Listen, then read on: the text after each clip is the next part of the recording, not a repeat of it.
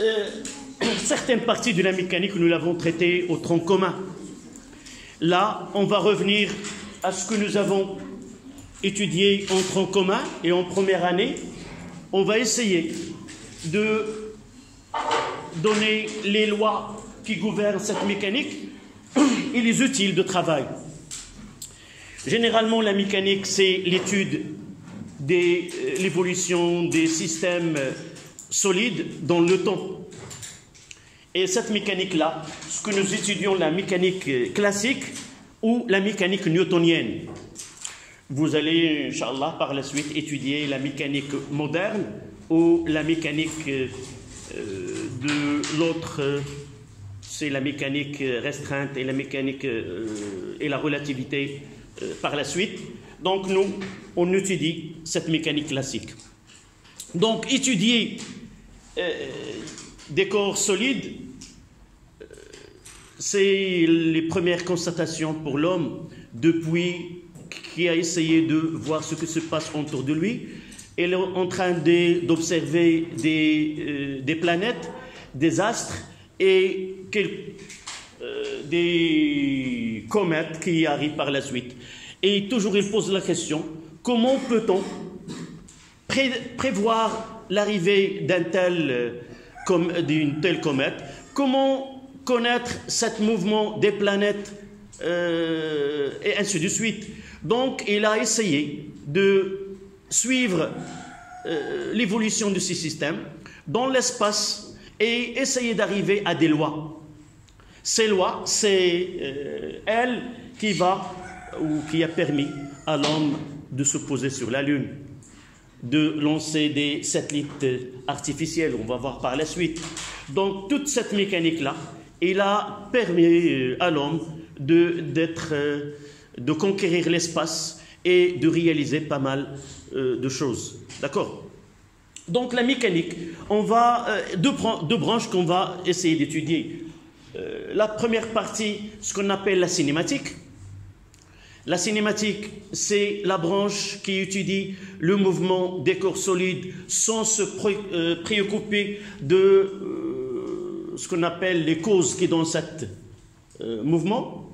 Donc, un cavalier sur un banc, en mouvement sur un banc à coussin d'air, on s'intéresse uniquement au mouvement, on enregistre ce mouvement, l'ensemble des points, ça constitue une trajectoire. Ces points nous permettent de détecter ou de suivre son évolution dans le temps, c'est-à-dire connaître sa vitesse et connaître son accélération.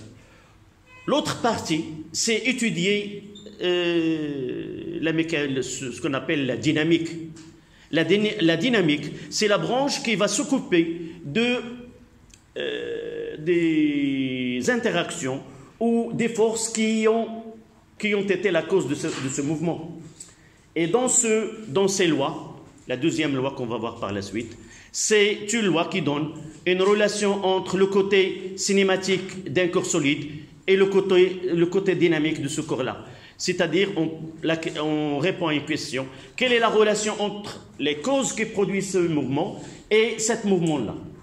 Ou d'une autre manière, connaissant le mouvement de ce corps, est-ce qu'on peut connaître les forces qui ont provoqué ce mouvement-là? Ou, de notre côté, si nous connaissons les forces qui s'exercent sur un système en mouvement, est-ce que nous pouvons déterminer le type de mouvement? Et on va voir les mouvements classiques.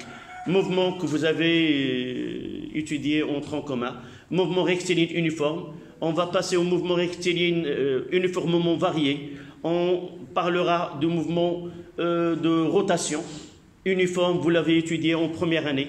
Et on va ajouter ce mouvement de rotation au mouvement circulaire uniformément varié, où il y a variation de mouvement, ce que nous n'avons pas traité en première année. Donc, pour étudier ces corps, nous devons utiliser des outils mathématiques. Parmi les outils mathématiques, un référentiel. La question de référentiel a été cruciale dans la discussion des savants. Pour étudier un mouvement, et ce mouvement-là doit être conforme avec la réalité, il faut choisir un type de référentiel et un type bien défini de repère. Donc, qu'est-ce que ça veut dire un référentiel? C'est un corps solide, indéformable, qu'on va essayer de lui associer un repère orthonormé au IJK, et l'étude de mouvement d'un corps donné, c'est relativement à ce référentiel. D'accord? Et toutes les études qui seront faites dans ce référentiel sont relatives à ce référentiel-là, et ne pouvons pas généraliser ce mouvement sur d'autres référentiels, à condition d'avoir des conditions qui nous permettent de passer d'un référentiel à un autre. Donc on mettra un en chiffres romains, référentiel et repère. Référentiel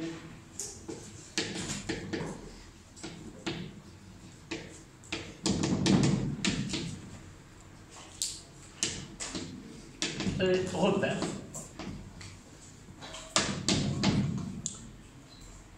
Référentiel et repère.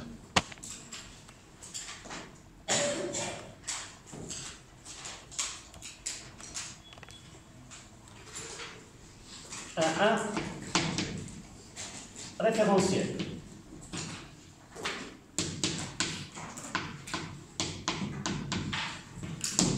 Les référentiels. Donc, on va donner la définition. On appelle référentiel.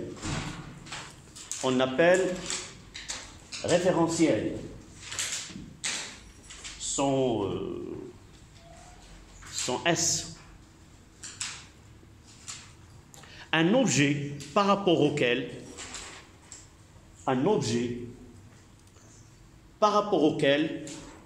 on étudie un mouvement, par rapport auquel on étudie un mouvement. Voilà. À la ligne. On distingue trois types de référentiels. On distingue trois types de référentiels.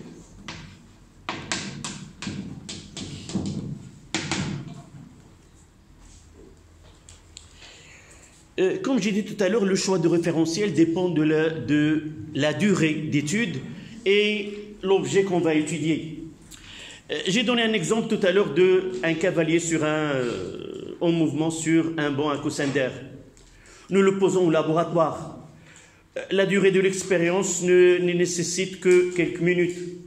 Dans ce cas-là, nous pouvons utiliser le laboratoire comme un référentiel. Ce paillasse-là peut être considéré comme un référentiel, et par la suite, en choisissant trois repères orthonormés, un qui est avec, si vous voulez, le banc à coussin d'air, et deux autres. Mais on va voir par la suite si le mouvement il est rectiligne, se fait selon un axe. Nous n'avons besoin d'un seul axe qui est OI. Donc, le choix et la durée nous donnent une idée sur le référentiel. Ce référentiel qui est terrestre, lié à la surface de la Terre, est considéré comme un repère ou un référentiel dans lequel les lois de la physique sont vérifiées. À noter que nous sommes devant de la physique. Entre guillemets, il y a une réalité. Et par la suite, il faut que le référentiel qu'on choisit doit, dans cette étude-là, les lois de la physique doivent être respectées. C'est pour cela, on va parler par la suite, que les référentiels dans lesquels les lois de la physique sont vérifiées sont appelés des référentiels galiléens. On parlera de Galilée par la suite et sa contribution dans première loi de Newton. D'accord? Donc à la ligne, tiré. Le référentiel terrestre le référentiel terrestre,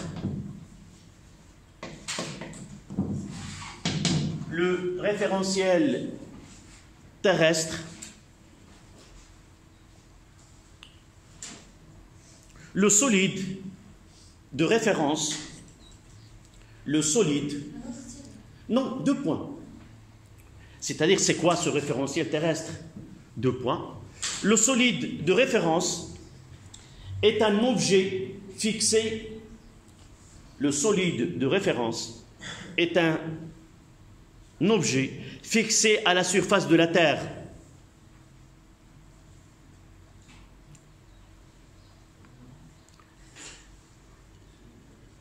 Le solide de référence est un objet fixé à la surface de la Terre. Point. Les trois axes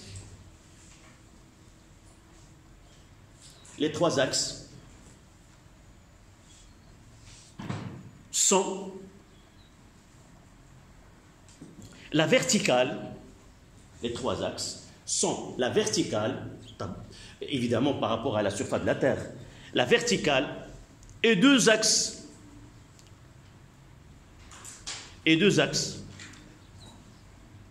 appartenant à un plan,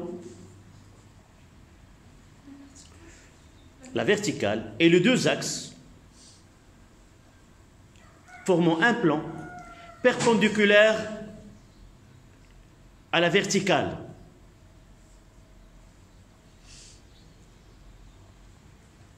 Entre parenthèses, on écrira le laboratoire.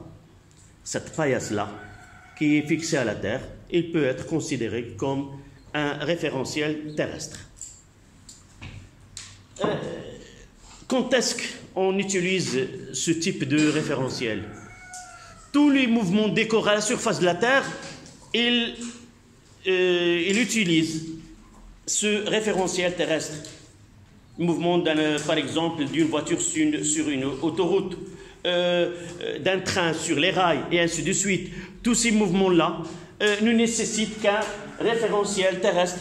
Il suffira largement de donner des résultats qui sont conformes avec la réalité. On va voir par la suite si les phénomènes ou les mouvements étudiés nécessitent un temps qui est très grand, ce référentiel n'est plus adapté à ce type de mouvement. Deuxième tiré, référentiel géocentrique. Référentiel géocentrique.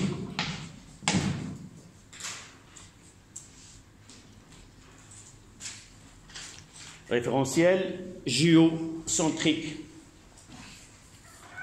Ça veut dire quoi? Les deux termes qui définissent géo, ça veut dire quoi? Géo, la Terre. Et centre, c'est-à-dire que le solide de référence, c'est la Terre, et l'origine de ce référentiel est avec l'origine, avec le centre de la Terre, et avec trois axes perpendiculaires dirigés vers trois étoiles fixes. Évidemment, ces trois axes sont perpendiculaires. Donc, vous notez. Le solide de référence est le centre de la Terre. Le solide de référence est le centre de la Terre. Et les trois axes perpendiculaires dirigés vers trois étoiles fixes.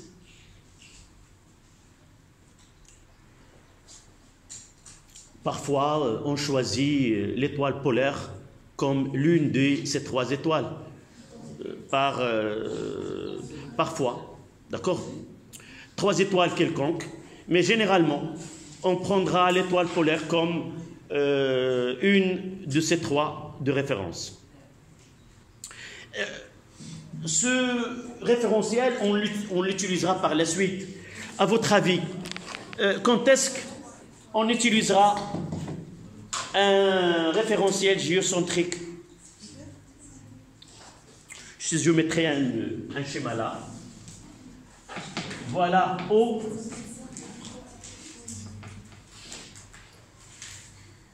Et voilà notre axe. là c'est K, là c'est I, et là c'est J. Donc le centre de la Terre. On ne peut pas utiliser ce référentiel pour étudier le mouvement d'un... On étudie, par exemple, par exemple, un avion en mouvement à une altitude donnée, les satellites artificiels en mouvement autour de la Terre, ou la Lune, ou des astres qui sont en mouvement autour de la Terre. D'accord? Donc, on va faire une application de l'utilisation de ce référentiel dans les lois de Kepler et le mouvement des astres. On peut l'utiliser, par exemple, pour d'autres études qui nécessitent le mouvement des objets qui sont en mouvement autour de la Terre. D'accord? Le troisième référentiel, référentiel héliocentrique. Référentiel héliocentrique.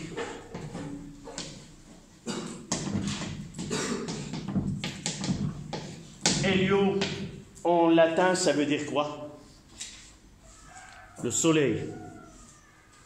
Donc, le troisième référentiel qui est héliocentrique. Son centre avec le centre du soleil, et aussi ces axes sont dirigés vers trois étoiles fixes. Donc, vous notez. Le solide de référence est le centre du soleil. Et le centre du soleil, avec les trois axes dirigés vers trois étoiles fixes. Et le centre, le solide de référence et le centre le solide de référence et le centre du soleil, et les trois axes dirigés vers trois. Évidemment, les axes sont perpendiculaires. Et les trois axes dirigés vers trois étoiles fixes. Et les étoiles ne sont pas fixes. Lesquelles? Comment ils bougent? Non, évidemment, si on calcule d'abord ce qui se passe dans les études qu'on fait, d'ailleurs on parlera par la suite pour ces référentiels, cette distance, si vous voulez, cette dilatation de l'univers, ça demande des millions et des millions d'années. Donc dans l'échelle d'études pour nous, parfois on dit au presque fixe. Ça veut dire que dans la durée d'études, ce mouvement ou cette fluctuation, si on ose dire, n'a aucune influence sur l'étude qu'on aura. D'accord? Non, oui. Non, mais évidemment, lorsqu'on voit une étoile, elle est là. Je le vois maintenant. C'est pas est-ce qu'elle est réelle ou n'est pas réelle. L'étoile polaire, elle est là. Elle a été utilisée pour la navigation. Comment? Mais j'ai un objet, une source de lumière qui est là. Tu diras ça si on ne le verra pas. Tant qu'il est là, elle sert comme référence. D'accord? Si tu vois une lumière, est-ce qu'elle est vraiment une source de lumière ou c'est une réflexion sur un miroir? Tu n'arrives pas à différencier. L'essentiel, c'est là, il y a une source de lumière, tout simplement. D'accord? Donc, vous mettez entre parenthèses un tel référentiel, entre parenthèses, un tel référentiel est adapté, un tel référentiel est adapté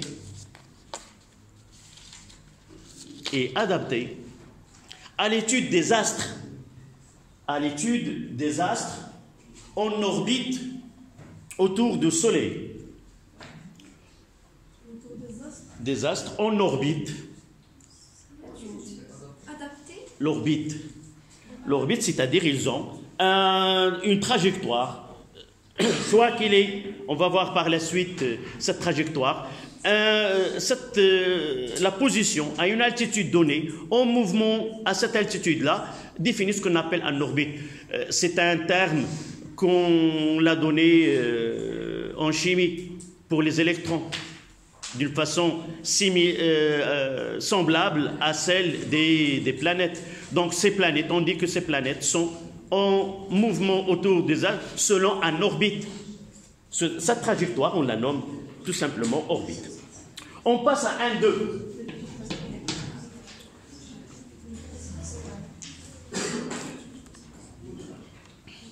Repère. Le repère.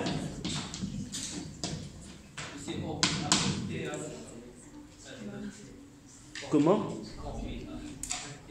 Orbite avec, comme ça se prononce.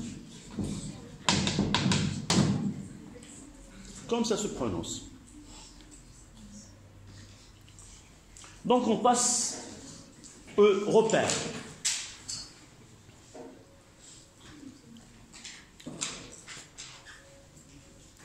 Donc, première étape, c'est le choix des référentiels. Deuxième étape, c'est d'associer à ce référentiel un repère. Généralement, vous l'avez étudié en mathématiques, il a une base, O, I, J, K. Ces trois axes, on lui associe une base, et cette base, généralement, pour nous, on utilise une base qui est orthonormée, directe. On parlera par la suite ce que ça veut dire direct lorsqu'on parlera de produit vectoriel dans la force magnétique exercée sur une charge en mouvement. D'accord? Donc vous notez, pour le mouvement dans l'espace, on associe, pour le mouvement en espace, on associe au référentiel,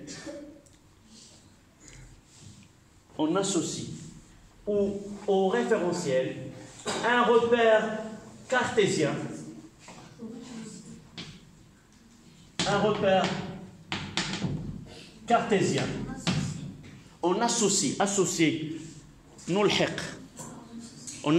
un repère cartésien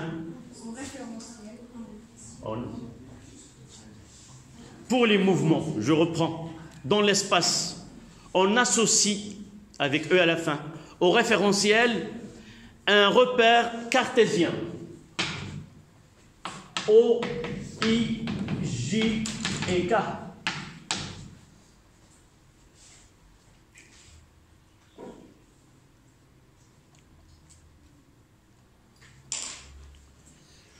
Évidemment, on utilisera ce repère tout à l'heure dans le deuxième paragraphe. D'accord? Généralement, dans l'espace, on utilise OIJK. Si le mouvement s'effectue dans un plan, on n'utilise que OIJ. Si le mouvement il est rectiligne, on utilise uniquement un axe OI. Et c'est vrai, c'est toujours un repère cartésien avec unidimensionnel ou de deux dimensions ou de trois dimensions. D'accord? Donc on passe à 2 en chiffres romains. Les grandeurs de l'évolution. Les grandeurs de l'évolution d'un système mécanique.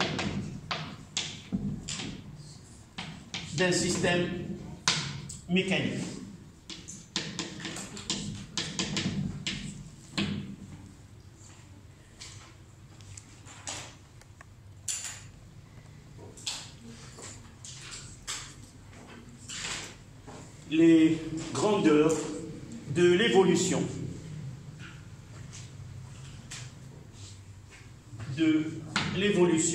d'un système mécanique. Qu'est-ce que nous entendons par évolution, les grandeurs d'évolution? N'oublions pas que nous utilisons le mouvement d'un corps solide dans l'espace. Donc, ce mouvement-là, dans ce référentiel à chaque instant, il a une position donnée. Et l'ensemble des positions prises par ce corps solide constitue ce qu'on appelle la trajectoire. Donc, on devrait connaître l'équation de cette trajectoire. Nous devons connaître comment évolue cette position dans l'espace. Donc, c'est une grandeur qui évolue dans le temps. On appelle l'équation horaire de ce mouvement. Aussi, ce mouvement s'effectue avec une vitesse donnée. Donc, on doit aboutir à la vitesse, déterminer les coordonnées de ce vecteur vitesse. Et par la suite, si cette vitesse change au cours de temps, elle définit une autre grandeur mécanique qu'on appelle l'accélération. Donc, le vecteur position, le vecteur accélération et le vecteur vitesse constituent ce qu'on appelle les grandeurs de l'évolution d'un système mécanique. D'accord? 2A, vecteur position. 2A, vecteur position.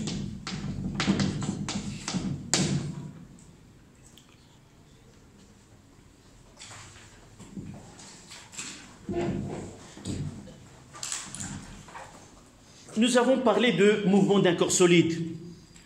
En réalité, nous ne traitons pas le corps solide tant qu'elle est.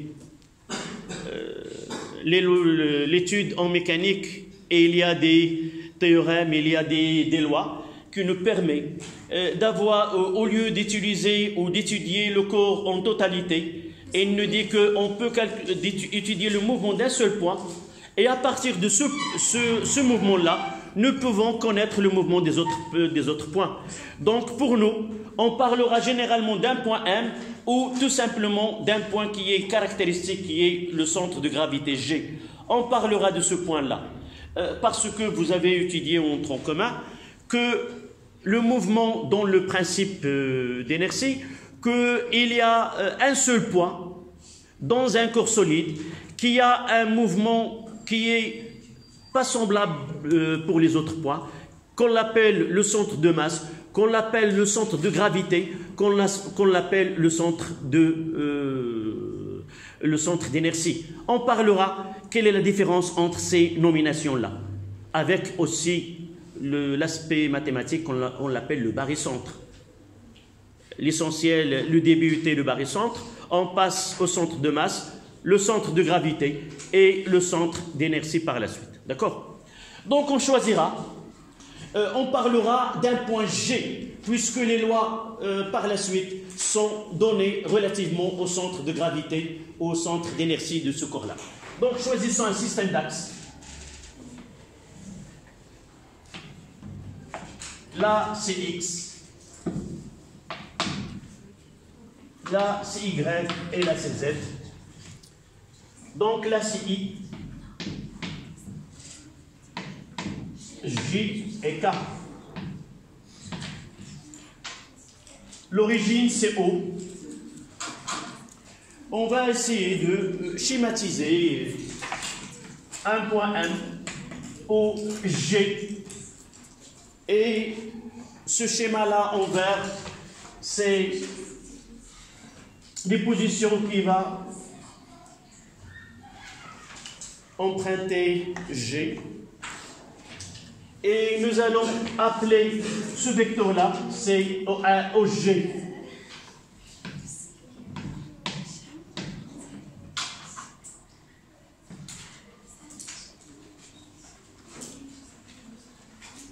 Donc, pour déterminer les coordonnées,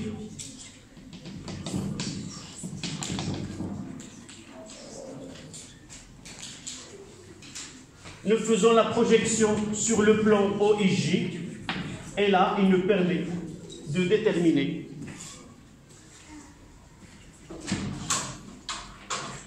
les coordonnées X, Y, Z.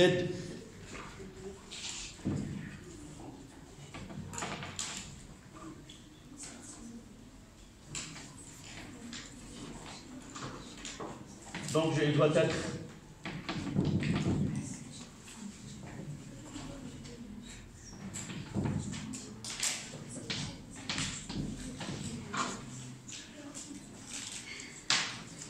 là, on notera ce point H. là c'est XG, et là c'est YG, et là c'est ZG. Et on écrira que OG est égal à XI plus YJ plus ZK. Sans oublier que la norme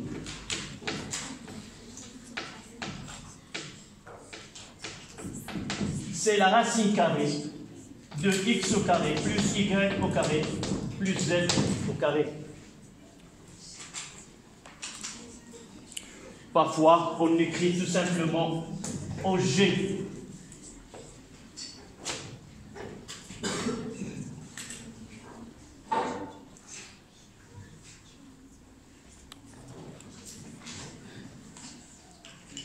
Et si vous suivez ce G, nous trouvons que nous constatons que XG varie avec le temps. C'est là, je ferai une autre projection et je trouverai que ce X est égal à F de T, Y est égal à G de T et Z est égal à H de T. D'accord? Qu'est-ce que ça veut dire? X est égal à F de T, Y est égal à G de T et Z est égal à H de T. Vous avez déjà étudié ce qu'on appelle dans l'étude d'un cavalier, on fait la position et le temps. D'accord? Ça veut dire quoi? À chaque instant, il y a une valeur donnée pour x. Et chaque instant là, lorsque g était à l'instant t est égal à 0, s'il était en haut, x et y sont 0, est égal à 0. Là, il a une valeur, là, il a une valeur, ainsi de suite. Donc, ce sont des fonctions de temps et on l'appelle des équations horaires. Pourquoi ils sont différents alors qu'on utilise un seul point? Il y a F, G, H. Non, le point G dans l'espace, quelles sont ses coordonnées? Pour déterminer ses coordonnées, Il y a trois coordonnées selon. c'est X, Y et Z. Oui. Où est le problème? Non, on a F de T, G de T, H. Oui. Ils sont des fonctions différentes. La seule de temps. Oui, ça veut dire, qu'est-ce que ça veut dire cette écriture? Ça veut dire, d'une façon très simple, ce que vous avez étudié par exemple en tronc commun, nous faisons là le point MI et là le point TI. D'accord? On mettra MI, M1, là c'est XI et là c'est TI. Lorsque je remplis ce tableau-là, en donnant la position 2 cm, là 0,2, 4 cm, 0,4, ainsi de suite. Ça veut dire là, ce X est une fonction de temps. Elle change avec le changement de l'instant. T. Par la suite, on peut là faire la représentation de X en fonction de temps. On obtiendra par exemple une droite. D'accord? Donc c'est ça ce que nous avons. Elle peut être là une droite, elle peut être la constante, mais généralement ce sont des fonctions de temps. Elles peuvent varier au cours de temps. Et on parlera par la suite dans des cas particuliers où le mouvement il est rectiligne, ou plane, ou dans l'espace.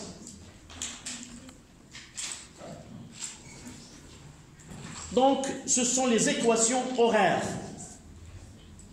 Équations horaires.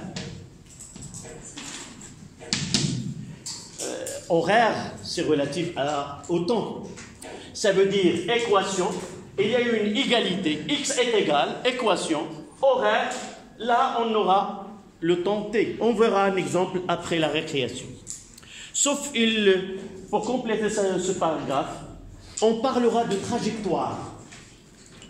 La trajectoire de G, c'est éliminer le temps. La trajectoire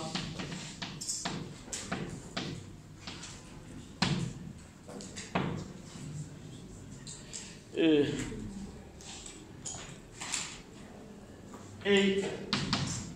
l'équation indépendante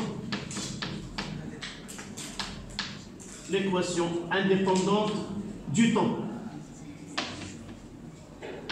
On verra par la suite un exemple comment aboutir à cette trajectoire.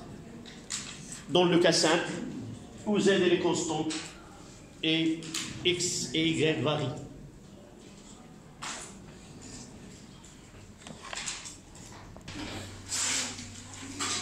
Un exemple d'application.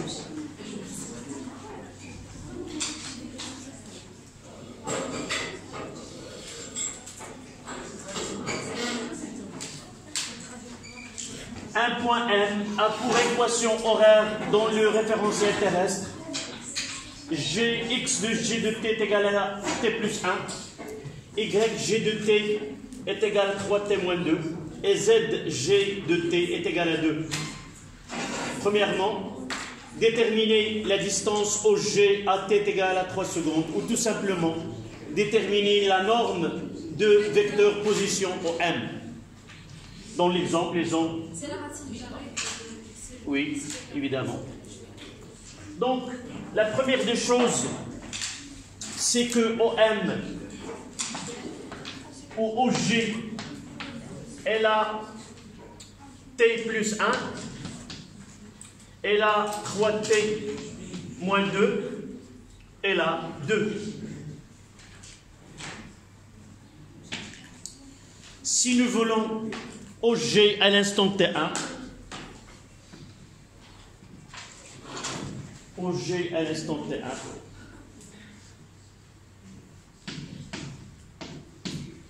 ça sera T1 plus 1, 3T1 moins 2 et 2. Et ça donne 3 plus 1, c'est 4. 3 fois 3, c'est 9, moins 2, c'est 7. Et là, c'est 2. Voici les coordonnées de OG à l'instant T1 avec T1 est égal à 3 secondes.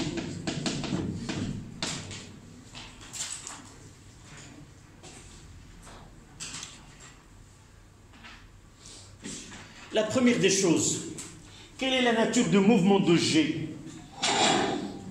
Lorsqu'on demande la nature de mouvement, est-ce qu'il se fait sur une droite ou dans un plan ou dans l'espace? Comment différencier d'un mouvement rectiligne, d'un mouvement plan et d'un mouvement dans l'espace? À partir de là, si dans ce cas-là, nous avons que Z elle est constante, donc le mouvement s'effectue dans un plan. C'est un mouvement plan. Et s'effectue dans le plan OIJ. Dans un plan, comment il est? Parallèle à OJ avec Z est égal à 2. Si, c'est pas demandé. Voilà, là c'est I, là c'est J et là c'est K. Si on considère que là Z est égal à 2, donc le mouvement s'effectue dans ce plan-là, qui est parallèle à ce plan. Si Z est égal à 0, le mouvement s'effectue dans le plan OIJ, c'est-à-dire il y a un glissement de ce plan-là. D'accord? Donc c'est un mouvement plan. Si dans une étude, celle-là elle est constante et celle-là elle est constante, on n'aura que X qui varie au cours de temps. Par la suite, le mouvement il est rectiligne. D'accord? Donc dans ce cas-là, le mouvement de OG s'effectue dans un plan OIJ, dans un plan P, si vous voulez, parallèle au plan OIJ, avec Z est égal à 2. Mais la question demandée, c'est la racine carrée. Donc OG, 1, est égal à la racine carrée de 4 au carré, plus 7 au carré, plus 2 au carré. Ça donne combien? c'est la racine carrée de 69. C'est-à-dire que OG, évidemment, l'unité, nous prenons l'unité, c'est le système international, parce que nous avons utilisé ici le temps second. OM est égal à la racine carrée, c'est 8, presque 8,31 mètres.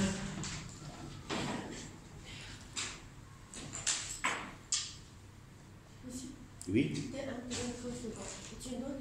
Oui, là, déterminer la distance objet à t égale 3 secondes. Lorsqu'on parle des équations horaires, c'est-à-dire qu'elles dépendent de temps. Pour déterminer l'équation horaire, une distance ou la norme de OG, il faut définir l'instant. Par contre, la trajectoire, non. La trajectoire, il ne nous donne pas des valeurs numériques.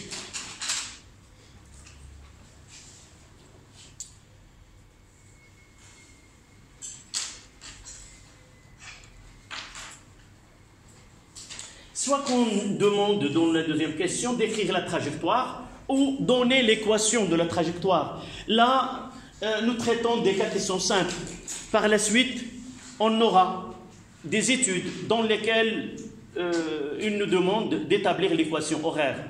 Et à partir de cet exemple qui est simple, on va connaître comment, à partir des équations horaires, aboutir à l'équation de la trajectoire, ou tout simplement la trajectoire. D'accord?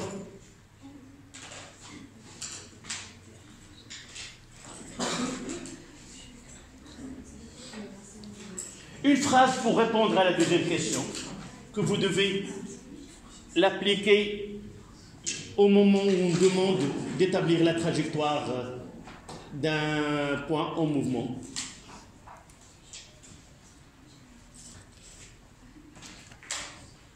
Pour déterminer la trajectoire,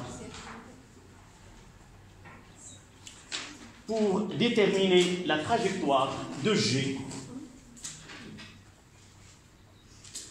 on est la deuxième question. D'accord?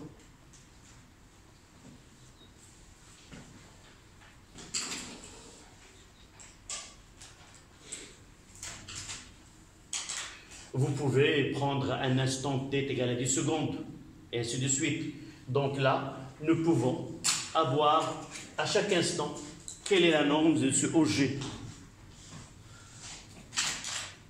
Mais pour nous, c'est rare qu'on demande uniquement pour se familiariser avec les équations horaires.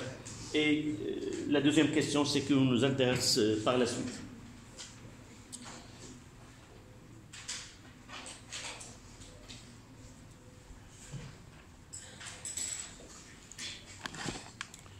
Donc la deuxième question.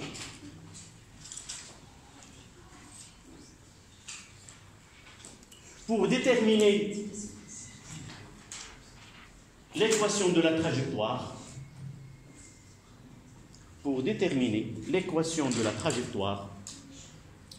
il suffit d'éliminer le temps.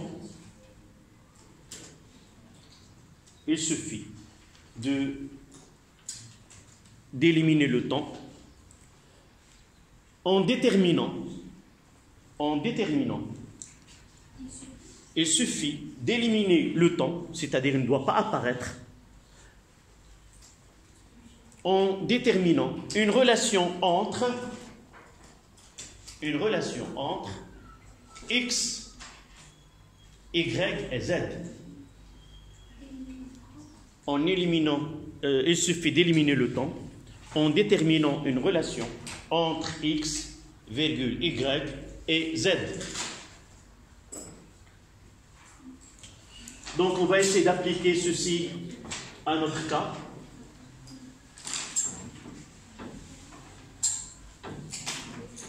Nous avons la chance, z il est constante, nous devons la garder, et là, pour trouver, il nous reste une relation, x et y, c'est elles qui sont liées par le temps. Je noterai là l'équation 1 et là l'équation 2. À partir de l'équation 1,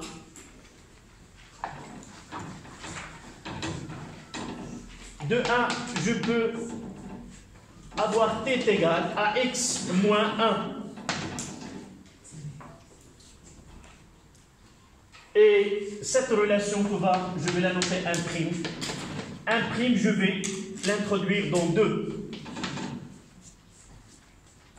Ça donne quoi? Y est égal à 3 fois x moins 1 moins 2. Et ça donne 3x. Y est égal à 3x moins 5. Donc voici y est égal et z est égal à 2. Ce sont. Donc vous voyez que dans ces expressions, il n'y a pas le temps. Nous l'avons substitué par l'abscisse et l'ordonnée. Et qu'est-ce que vous pouvez dire à la nature de cette trajectoire? Quelle est la nature de cette trajectoire? C'est-à-dire, quel est le lien? Nous avons deux équations, si vous voulez. Là, il y a une relation entre y et x, qui est une fonction affine. Donc, c'est une droite. Mais cette droite-là, elle passe par... Non, c'est une droite qui est AZ est égal à 2. Donc la trajectoire de G est une droite, puisque la relation entre X et Y est une relation affine. Si nous avons trouvé Y est égal à 3x carré, ainsi de suite, nous pouvons dire que c'est une équation parabolique, c'est-à-dire Y est égal à 3x, ainsi de suite. D'accord? Donc, vous prenez, et on écrira une phrase. Oui? Comment? C'est le chemin. C'est qu'on vous donne une carte à suivre. J'ai pris 1. Ce 1, il est devenu 1'. C'est-à-dire, c'est quoi 1'? P est égal à x moins 1. Je remplace P' dans 2, c'est-à-dire je vais à 2, 3. Et qu'est-ce que je vais mettre? Je vais mettre cette relation-là. C'est x moins 1. Uniquement pour suivre ce que j'ai fait.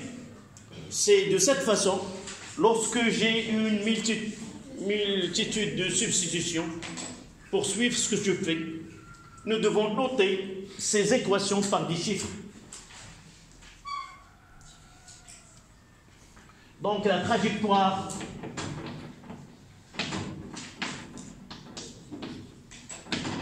de G est une droite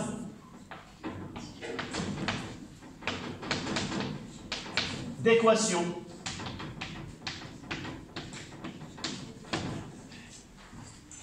Y est égal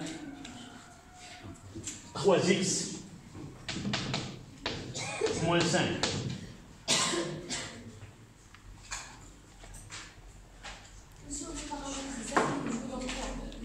Comment? Oui, nous l'avons dit, je fais le schéma. Si je continue la phrase, dans un plan, dans le plan, Z est égal à 2, tout simplement.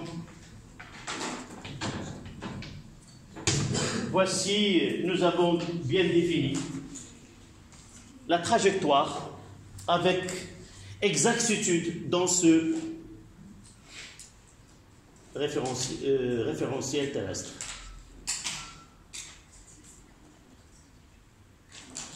Monsieur? Oui. L'équation trajectoire, c'est y égale à 3x moins 5. Dans ce cas-là, Oui.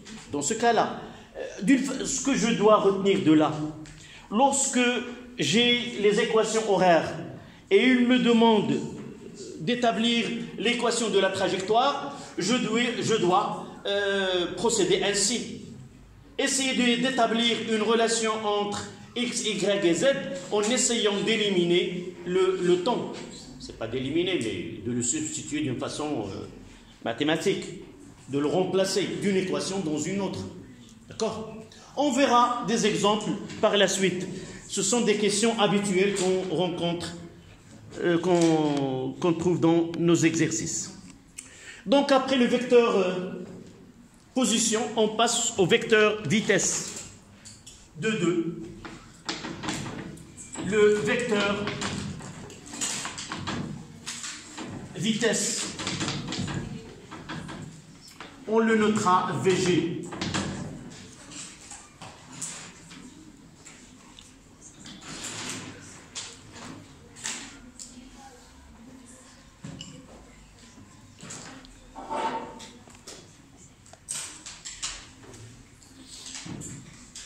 On donnera la définition.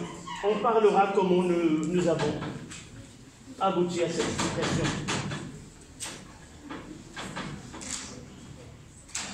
Donc, 2, 2, 1, définition.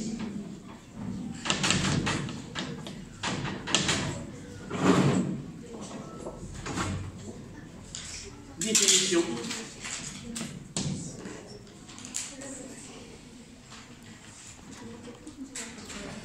Donc, V de G est égal à D de OG sur DT. S'il vous plaît. C'est la dérivée par rapport au temps de vecteur position OG.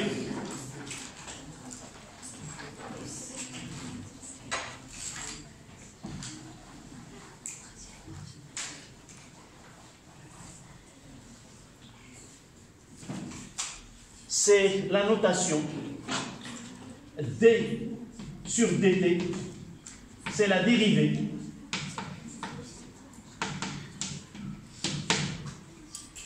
de par rapport au temps.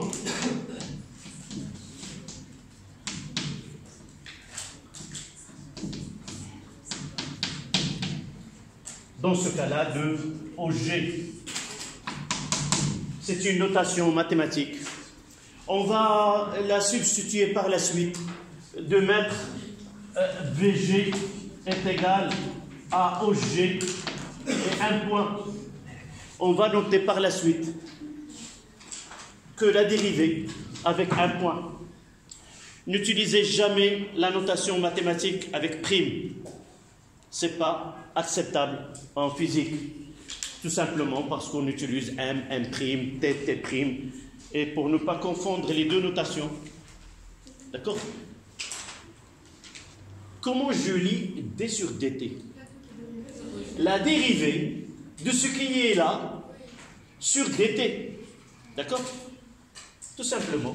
D sur DT, 2 points, dérivée de... Mais dans ce cas, c'est... Oui, mais c'est une note en général. On verra par la suite l'accélération.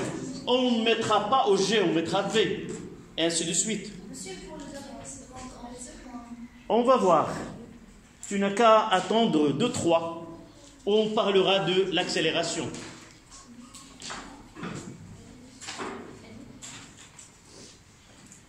Donc pour les unités, là c'est en mètres seconde moins 1. Là c'est en mètres dans le système international.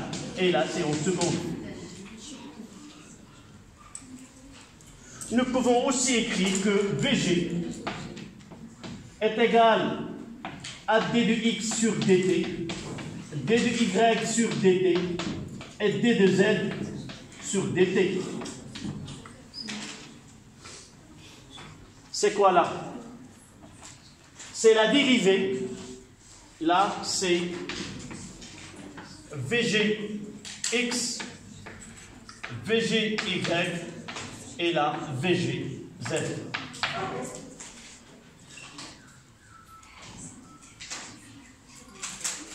Là, c'est l'expression vectorielle. Et jamais on travaillera avec cette formule. Toujours, on doit l'écrire de cette façon.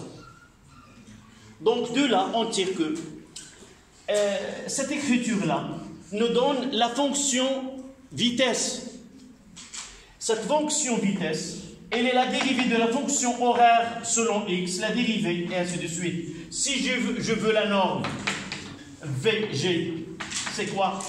C'est la racine carrée de VG x carré plus VG y carré plus VG z carré.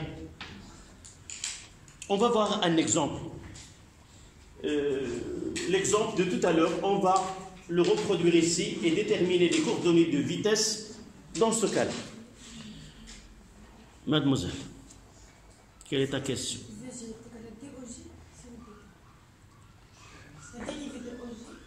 Tu parles de ce que j'ai écrit là. D'accord. Là, je parle de symbole D sur DT.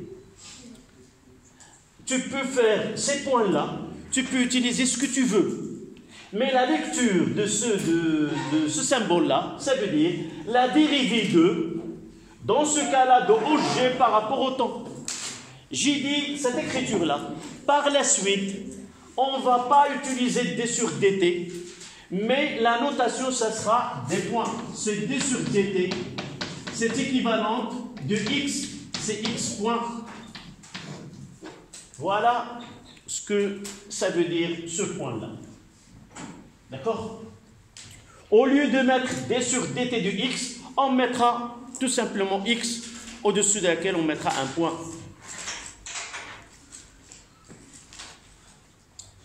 Revenez s'il vous plaît à l'exemple précédent et essayez de déterminer V de G et quelle est la valeur de cette vitesse à l'instant t est égale à 3 secondes. Est-ce que ceci est compris?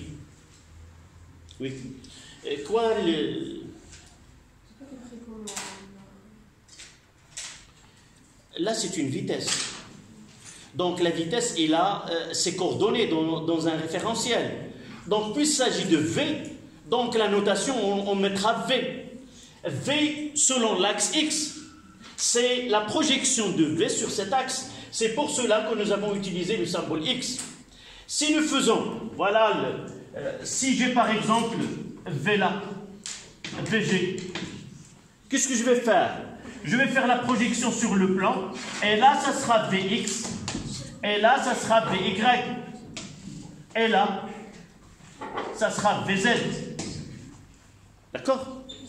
Donc, ce sont les coordonnées de ce vecteur-là dans un référentiel donné. Puisqu'on parle de V, on notera comme symbole V, et tout à l'heure, on parlera de l'accélération A, on mettra ici AX, AY, AZ, et ainsi de suite. Sauf pour OM, nous avons utilisé X, Y et Z. Nous n'avons pas utilisé OMX. Ça n'a rien, ça n'a pas de... uniquement, on complique la notation. Oui. Dans ce cas, on va faire la dérivée de X, G et ZG. Et... ça va donner 1, 3, 0. Oui. Donc VG, ça va être une valeur algébrique, pas en fonction. Oui. Ça veut dire quoi? Ça veut dire que le mouvement, il est uniforme. Il a une vitesse constante. Donc, le mouvement de G est un mouvement qui est rectiligne, uniforme. La vitesse ne change pas au cours de temps. Oui. Si on n'a pas encore réglé. Oui. Je mettrai en mémoire. Si on parle de la projection sur l'axe X, oui. On va utiliser dx sur la dérivée de dx sur d. Oui. Soit si on parle de la distance, on va là. Pourquoi j'ai... Oui, j'ai compris ce que tu voulais dire. J'ai utilisé deux notations. Soit celle-là, soit celle-là. Quand est-ce que je vais utiliser celle-là et non pas celle-là? Non, lorsque les données sont X et Y et Z sont données, comme l'exemple qu'on va traiter. Mais si j'ai une vitesse représentée dans un donné, une vitesse, le vecteur vitesse est donné, je ferai la projection. Par exemple, on lance un corps avec une vitesse initiale V0 qui fait un angle alpha avec l'axe OX. Dans ce cas-là, je ne vais pas utiliser la dérivée. Qu'est-ce que je vais faire? Je vais utiliser la projection pour déterminer les coordonnées de cette vitesse-là. D'accord? Là, on présente tout ce qu'on aura besoin par la suite. Notre titre, c'était les lois de la mécanique et ses utiles. Donc là, on présente les utiles de travail. Tous les utiles. Mademoiselle, tu as fini?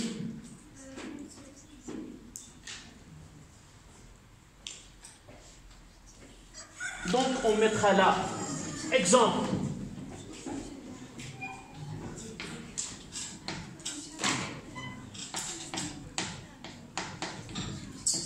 Et on reviendra à l'exemple précédent.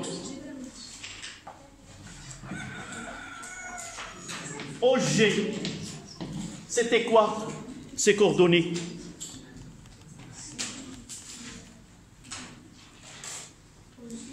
C'était T plus 1. T plus 1, 3T moins 2. 3T moins 2. Et là, 2.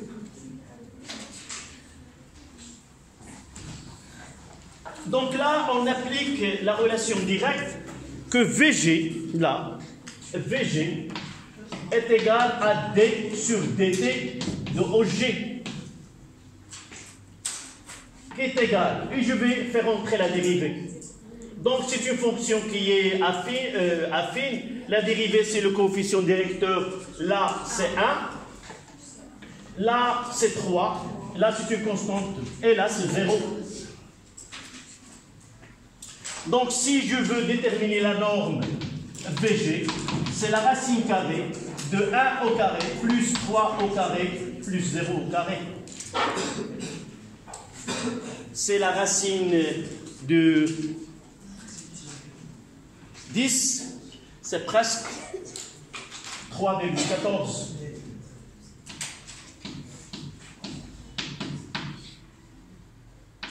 Mètres seconde moins 1. Et là, on peut tirer la nature du mouvement. Tout à l'heure, nous n'avons pu déterminer que le type, si vous voulez, la trajectoire. Là, nous avons une autre condition sur la vitesse. Et nous disons que le mouvement de G est un mouvement qui est rectiligne uniforme. Rectiligne parce que la trajectoire est une droite. Uniforme parce que la vitesse ne varie pas au cours de temps. Donc, le mouvement de G est rectiligne uniforme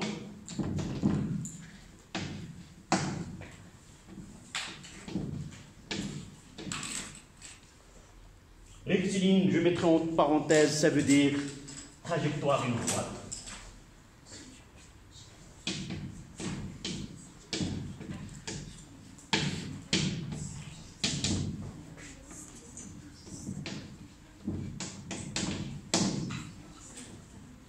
Uniforme,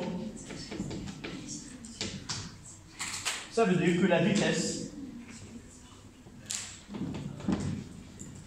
est constante dans le temps, évidemment. On la note tout simplement, mouvement rectiligne uniforme, MRU.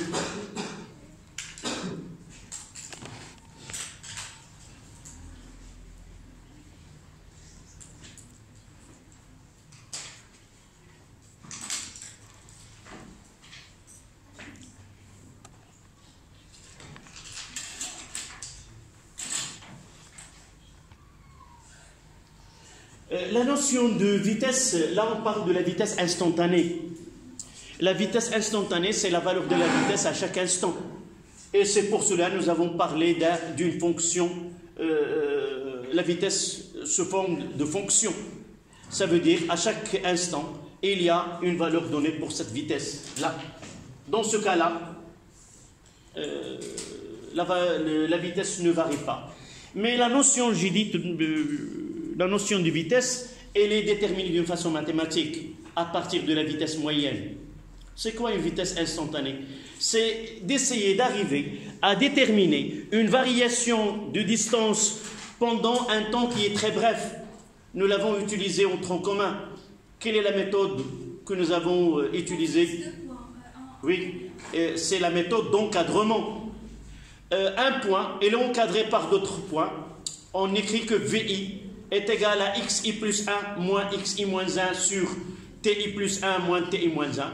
Et cette expression, elle est approchée. Il nous donne la valeur l'instantané si les intervalles de temps sont très petits. Et d'ailleurs, nous avons utilisé des temps en millisecondes, soit 40 millisecondes, soit 60 millisecondes ou autre. Brièvement, pour connaître la notion de comment la physique utilise les mathématiques. En réalité, une vitesse moyenne entre T1 et T2 est égale à M1, M2 sur delta de T. Ce delta de T, c'est l'intervalle. Ça veut dire quoi? Si j'ai une courbe là, j'ai un point M1 et là un point M2, ce vecteur-là, M1, M2, il est. Voilà M1, M2. Donc, pour arriver à la notion de la vitesse instantanée, par exemple, à l'instant T2, pour déterminer V2, il faut avoir ce temps-là, là c'est T1, et là c'est T2. Pour avoir la notion de l'instantanéité, il faut que T1 et T2 s'approchent de telle façon à avoir quoi? C'est V à l'instant T2 par exemple. C'est la limite lorsque T1 tend vers T2 de M1, M2 sur delta de T. En quelque sorte, c'est ce que vous utilisez en mathématiques. C'est la limite. Rappelez-moi cette formule. Lorsque x tend vers x0 est égal à quoi? De f. Lorsque vous cherchiez la continuité en un point. F de x moins f de x0 sur x moins x0 est égal à quoi? F de x sur x. F' de x0 est égal à f' de x0. Si nous utilisons un point quelconque, ça sera la dérivée. Donc, et on va essayer de rendre ce delta de t vers 0, ça veut dire quoi? Ça veut dire que M1 doit s'approcher à M2. Et nous essayons de tracer ce vecteur-là, là, en s'approchant. À la limite, c'est quoi? Il vient une tangente là.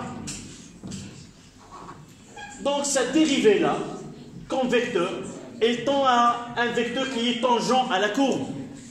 Et nous devons connaître par la suite que le vecteur vitesse, elle est toujours tangent à la trajectoire, quelle que soit la nature de cette trajectoire. C'est par construction mathématique. D'accord? Vous mettez remarque. Remarque.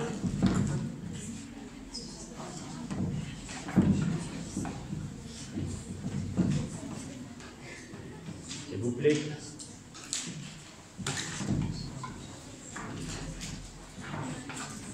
Remarque.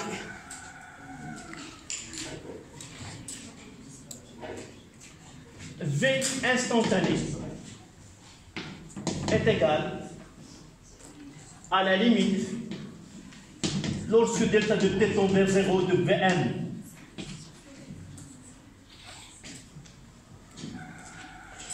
Mais ce Vm est égal à M1, M2 sur delta de t, qui est égal à M1O plus O M2 sur delta de t.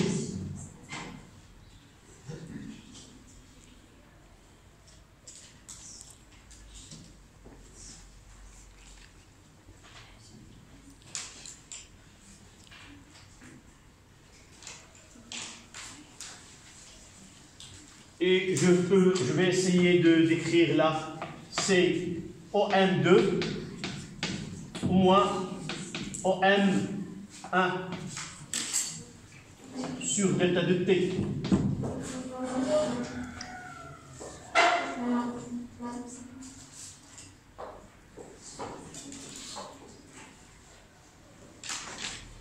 Et là, ce V instantané est égal à la limite, lorsque delta de t tend vers 0,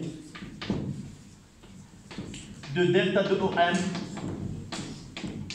sur delta de T.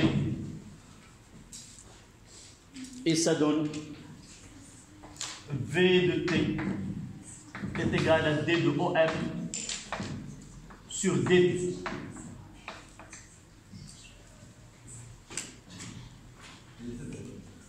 Et ça donne, je ferai un schéma.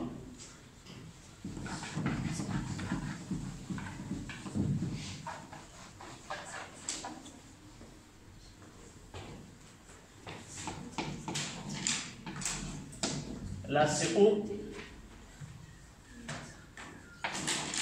là c'est M1, là c'est M2. Voici M1, M2. Là c'est OM1.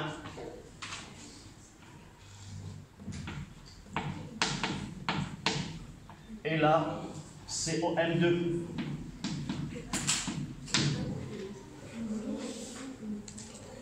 Et lorsque, là à l'instant T1, et là à l'instant T2, nous avons dit, en tendant delta de T vers 0, la droite, cette droite-là, elle tend vers la trajectoire là. C'est VG à l'instant T2 qui est tangent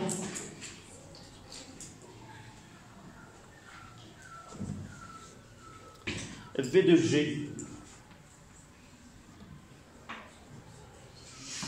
V de G est toujours tangente à la trajectoire. Orienté vers le sens de mouvement. Si le mouvement là, orienté du sens de mouvement. Donc si on demande de représenter la vitesse instantanée et sur une trajectoire, nous devons respecter sa direction. Il est toujours tangente à la courbe de cette trajectoire, orientée dans le sens de mouvement. Ça veut dire on aura M1, M2, M3, M4, M5. Ça veut dire que le mouvement s'effectue de M1 vers M2, M3.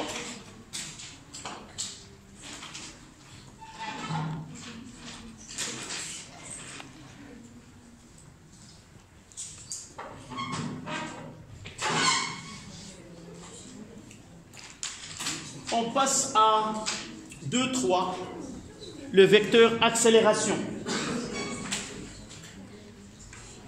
2, 3. On finira par la définition de, s'il vous plaît, vecteur accélération. Oui. Là, M1 à l'instant T1. À l'instant T1, le point mobile qui est M, il est à cette position. Nous notons cette position par M1 qui correspond à l'instant T1. À l'instant T2, il est dans une autre position que la note M2. Ça veut dire quoi? Ça, c'est le mouvement d'un point M. Et lorsque nous notons MI, ça veut dire que c'est la position de point M à l'instant TI. D'accord?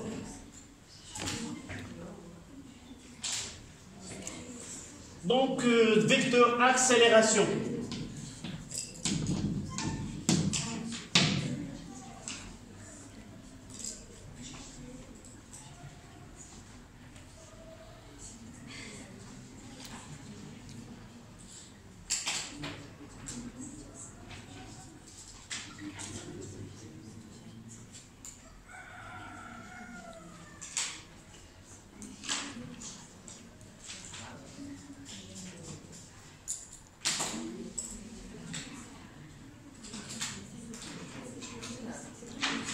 يلا définition.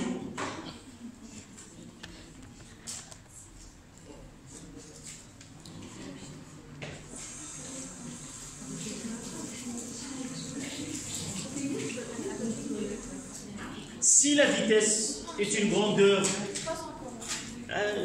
uniquement deux mots, vecteur, accélération, essayez d'écrire, c'est-à-dire ne prenez pas un grand temps pour écrire. On peut discuter si les choses ne sont pas claires, mais pour écrire, lorsque j'entends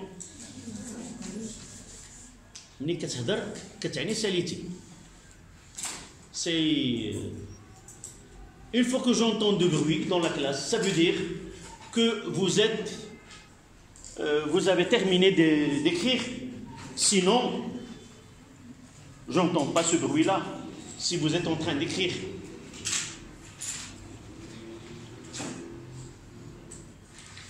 À moins que vous avez cette aptitude de parler et d'écrire, ça c'est une faculté qui est rare.